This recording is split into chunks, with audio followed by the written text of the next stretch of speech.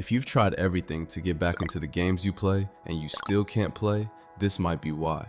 Either you don't know that HWID bans exist and you're just sitting there wondering why you keep getting banned, or you know exactly what they are and you've downloaded every random spoofer on the internet, tried every so-called bypass method out there, and now your serials are completely destroyed and corrupted and you get detected instantly, even when you're running a spoofer. Today, that ends, and I'm going to tell you how to fix it. I want to introduce you to Saturn. Saturn is an HWID spoofer built specifically for every game protected by Easy Anti-Cheat, BattlEye, and Vanguard.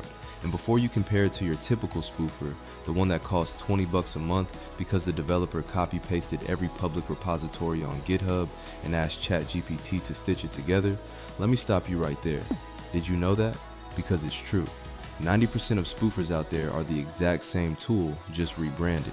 That's why when one gets detected, everyone gets wiped at the same time and floods the forums crying about it. Saturn is different. It's been in development for months by veteran cheat and spoofer developers built with an obsessive attention to detail.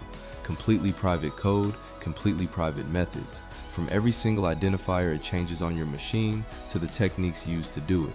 That's exactly what makes Saturn unique. And right now, it's the only spoofer on the market that is completely undetected across Easy Anti-Cheat, BattlEye, and Vanguard. Now, I can already hear you. Yeah, sure bro, 150 for a spoofer? No thanks.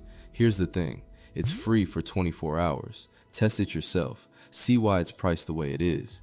I'm confident that once you run it, you'll understand exactly how much work went into it, and you'll see there's genuinely no comparison to anything else on the market. Oh, and those destroyed, corrupted serials I mentioned earlier, Saturn handles those too. Go check it out, test it, and let us know what you think about it.